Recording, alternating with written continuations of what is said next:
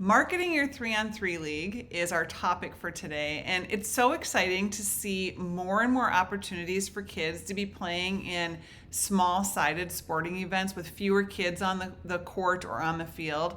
I've been running 3-on-3 basketball leagues in Minnesota for over 25 years. We have about 14,000 kids participate in our 30-plus leagues that we run every year. I've run 350 3-on-3 basketball leagues, and I'm going to share with you some of the marketing strategies that we use to help you grow your 3-on-3 league. And the most important one I'm going to save for last. So make sure you stay till the end to get the most important marketing strategy. So the first thing we'll talk about are some of the obvious things that you can do for marketing. So email. Now, growing your email list is so important. Put a lot of effort into this because being able to send emails out to your subscribers whenever you want to and planning them and scheduling them is super powerful. I think it's the best thing you can do for marketing. So you might want to include a pop-up on your website where new visitors can join your newsletter. Keep continually thinking of ways that you can get more emails onto your subscriber list. Another thing that's working really well for us is Facebook ads to get new subscribers to our email list. So we're probably paying about $5 or $6 to secure a new email on our list by using Facebook ads. So that's a really good tool too. Once you get a good ad figured out. We do use a lot of social media to market our leagues. We create flyers. The best thing that you can do with flyers is get them distributed to kids at basketball camps. So find a coach or something that's running a basketball camp and see if they can hand out flyers at their camps. You can post them in facilities where your sport's being played. You can leave them at tournaments where your events are, your sport's being played. So that's how you can use flyers. Yard signs, we like to put these up near facilities where we know basketball tournaments are happening or basketball camps are happening. Just put them by the parking lot and then just put them out for the day when you know there's a basketball event going on.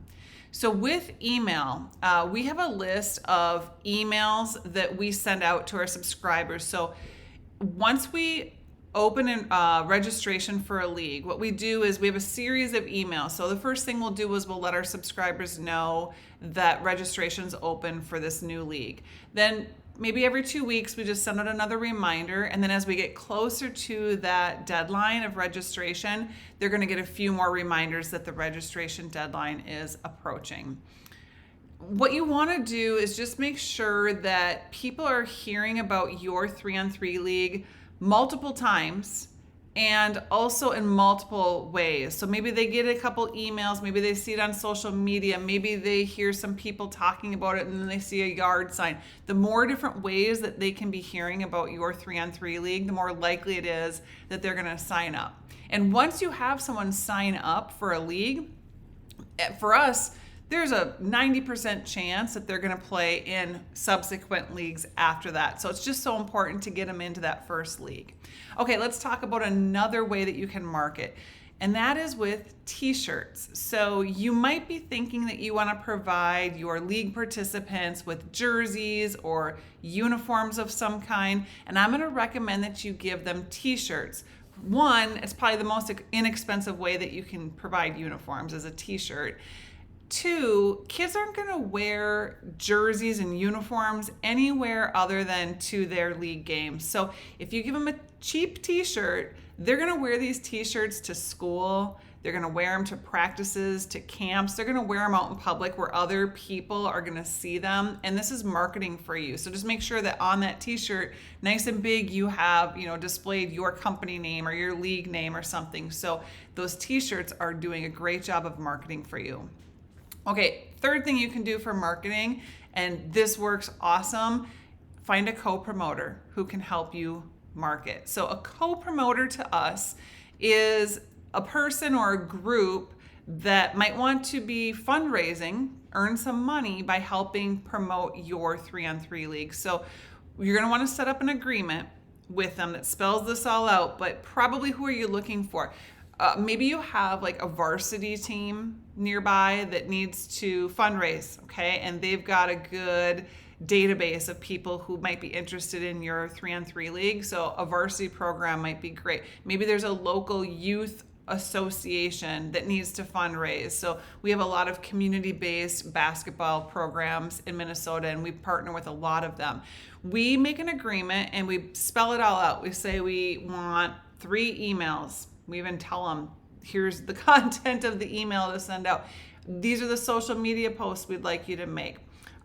We'd like you to distribute flyers at a camp or at your tournament. We'd like to be able to put yard signs out when you have a tournament at your facility, whatever. Spell it all out. And then what are they going to get in return for doing that promotion for you? We do this with almost all of our leagues. It works beautifully. So CoPromoters. Okay, and now for the most important one. And this isn't anything super sexy or anything, you guys. This is just, I guess, good business. And this is word of mouth. This is the best marketing strategy you can do. So you want to have a really good product. If your product stinks, it doesn't matter if your social media advertising is good. Okay, your product has to wow your participants so that they're going to go out into the community. They're going to talk to other people that play that sport and other families and just say how great their experience was. And that is how you are going to just really, really grow what you're doing. So my advice would be this. When you run that first league, don't focus on the profit that you're going to make. Don't focus on the money. And I know that's tempting to do, but just forget about the money for that first league. Focus on how good of an event you can make and how happy you can make everybody with what you're putting out there for them to participate in. So that's going to have the biggest impact on what happens to you in the future. Okay, if you put out a mediocre event, no amount of social media is going to make up for that. Okay, because people are going to go out and say, yeah, don't sign up for that. It doesn't matter what other marketing you do. So start small, something that you can manage it really well. I would advise you to be the site director of your event because nobody's going to care about it more than you.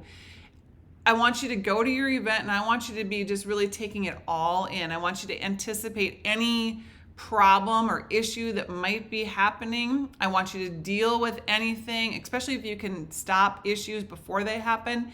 If somebody does complain, you want to do everything in your power to turn that around. So for example, if we get an email where somebody's complaining about the reffing at one of our 3-on-3 leagues, what am I going to do about that? Okay, it's really tempting just to ignore the email, but that's not what we do. So I will respond to any complaints that we get. I will apologize, first of all.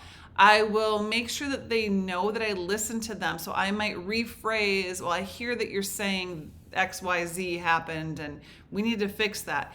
And I tell them, I assure them that we're going to do something about this. We're going to address it. So I might tell them, you know what, we're going to give this feedback to the official, let them know how the participants were feeling about how they were their reffing job.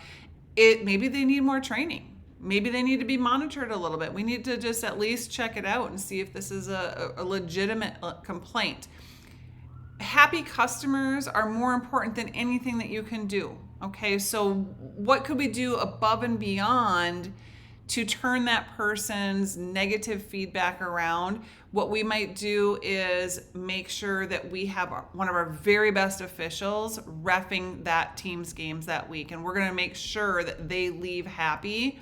And now they're going to be a promoter of our 3-on-3 league and not someone that's going out and complaining and telling people don't sign up for this league because the reffing's bad. So do everything you can to make sure that you're sending all the players, all the parents, all your staff out into the community talking highly about what you're doing. And if you work really, really hard to put out a really good product like that, the money will come.